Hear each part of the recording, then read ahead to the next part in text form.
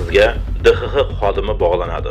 Bu qat'iy maxfiy topshiriq. Bu haqda hech kimga aytmang. Kun.uz nashri va rasmiy idoralar tarqatgan ma'lumotlarga ko'ra, so'nggi vaqtlarda Telegram orqali rahbarlar nomidan amalga oshirilayotgan kiber firibgarliklar holatlari tobora ko'proq uchramoqda.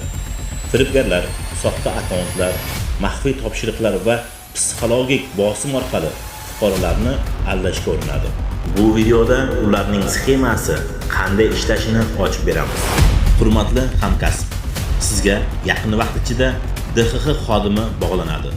Bu qat'iy maxfiy topshiriq. Bu haqda hech kimga, hatto hamkasblaringizga ham oshkor etmang.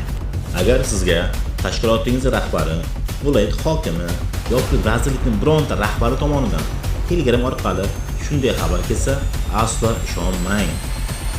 Bu hozirda butun mamlakat bo'ylab yuzlab amaldorlar, tashkilot rahbarlari va oddiy xodimlarni chuv tushirayotgan, millionlab pullarni o'g'irlayotgan eng xavfli kiber firibgarlik sxemasidir. Bugun ularning asl basharasini ochamiz. Bu sxema qanchalik tuzoqli ekanligini bitta misolda ko'ramiz.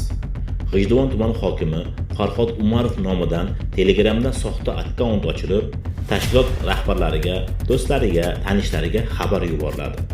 Natijada odamlar hokimga yordam beryapmiz deb atigi bir necha soat ichida firibgarlar kartasiga 80 milliondan ortiq summa pul mablag'ini o'tkazib berishadi. Bu hali hammasi emas.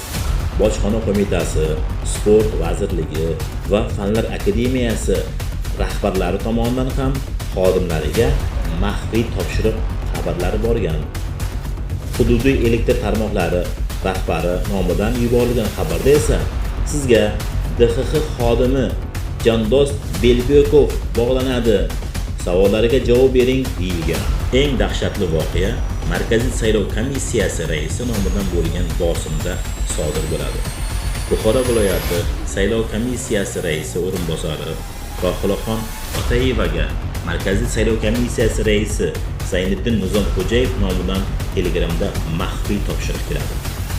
Oradan ko'p o'tmay o'zini DXX xodimasi Mayor Erjanova deb tanishtirgan ayol qo'ng'iroq qiladi.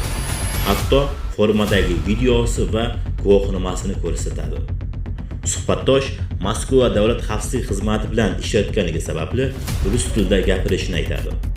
Keyin esa Markaziy bank yuristi Dmitriy Ahmedov maydonga chiqadi va ruhiy bosim o'tkazadi. Suhbat davomida Dmitriy Rohilaxon opaga nomingizga Oltisa bankdan 400 million so'm kredit olingan.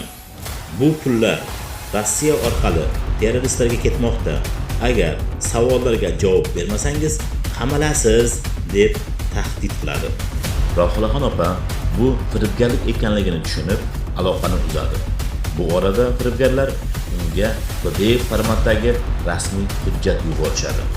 Eng asosiy xato mana shu yerda sodir bo'ladi. Rohilaxon xonim yuborgan PDF faylini ochgan zahoti firibgarlar virus orqali opaning telefon boshqaruvini qo'lga olishadi. Jarohatni oldini olish maqsadida ayol bank ilovasidan 98 million so'm onlayn kredit rasmiylashtiradi. Lekin telefon allaqachon xakerlar nazoratida bo'lganligi uchun ushbu 98 million so'm bir lahzada noma'lum shaxslarning kartasiga o'tib ketadi. Do'stlar, ogoh bo'ling. Telegram orqali rahbaringiz maxfiy topshiriq bersa va DXX yoki IIV nomini tilga olsa, aslo ishonmang.